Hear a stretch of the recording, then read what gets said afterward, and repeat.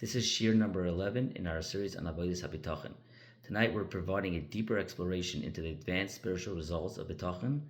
In this Shir, we examine how absolute Bitachon, totally absolute, can lead to a form of divine intuition or inspiration. The Chazon Ish, toward the end of Parak Beis in Ois Zayin, adds a very significant dimension to the Midah of Bitachon. He states that included in the Midah Bitachon is the possibility of Ruach HaKodesh, resting on the Baiteach, the one who has Bitachon. This manifests in a very strong spirit that accompanies the person, lifting them up and providing them good news regarding the future. The internal knowledge essentially informs the person that Hashem will in fact help them. The proof from David HaMelech. This is seen in Tehillim Chav Zayin Pasuk Gimel. In Tachaneh Alai Machaneh Lo Yira Libi Im Takum Alai Nochama Bezois Ani Boiteach. If a camp should encamp against me, my heart shall not fear. If war rises up against me, in this I am Boiteach. The Chazon Ish explains that David knew he would not be harmed by the army because Ruach HaKodesh was resting on him. However, the Chazon Ish clarifies that this feeling is not fixed or constant, even for a Baal Bitachon. Rather, it is something that comes to a person from time to time. This experience is dependent on a specific level of a person's relying on Hashem and a high level of Kedusha, holiness. Rav Amram ben Rambam, in his work Maspik La Oivdei Hashem, provides a similar explanation in his chapter on Bitachon.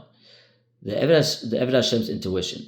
He writes that sometimes an Eved Hashem, due to great emunah and kedusha, will experience an hargosha mukdemes, a prior feeling.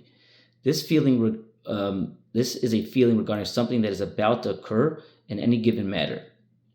From the strength of this naturally given intuition, the person will rely on it in a manner similar to prophecy, even though he's not received an actual prophecy. The root of this concept is found in the Gemara Brachos Daf Samach Amud Aleph regarding Hillel HaSakin. While he was on a journey, Hillel heard a loud outcry coming from the city. He responded to it by saying, Miftach anish ein ze b'toich beisi. I am certain that this is not within my house. The Gemara brings supporting pasuk from Tehillim Kuf Yud Beis Zayin. Mishmua ra lo yira nochain liboy b'tach b'Hashem. From bad tidings he shall not fear. His heart is firm, relying in Hashem. Rabbah makes a forward and backward explanation. Rabbah notes that the Gemara, however you interpret this verse, as a result, is a beautiful lesson.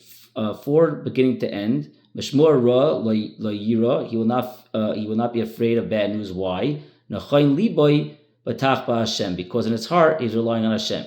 Or if you read it backwards, and the beginning, Nachain liboy batach b'Hashem, because his heart is reliant on Hashem, the result is Mishmua ra lo yira, he will not fear of bad tidings.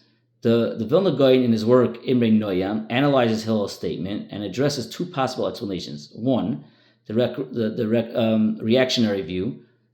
This is the view of the Ayin Yaakov in the name of the Anaf Yosef, suggests that Hillel was certain that even if a tzara did strike his house, his family would not react with outcry.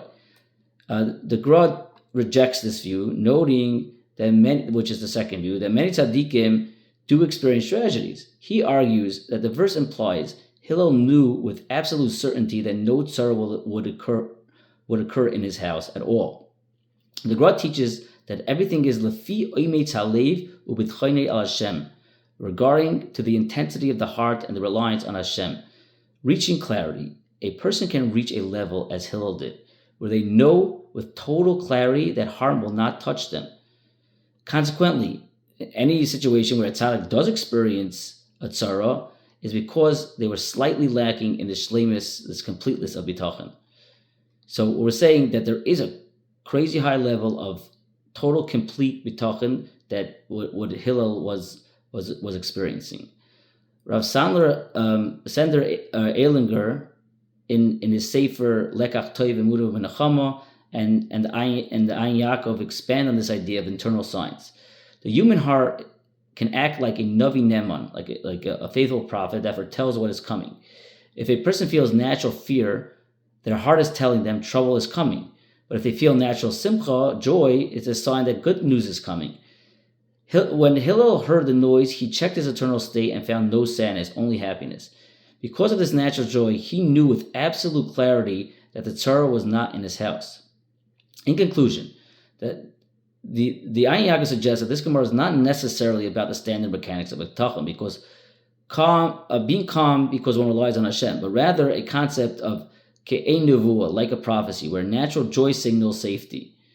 We are left to consider now the true intention of the Chazon Ish. Was he describing a peak level of Bitachon, or a distinct phenomenon where natural joy serves as a sign that trouble will not occur?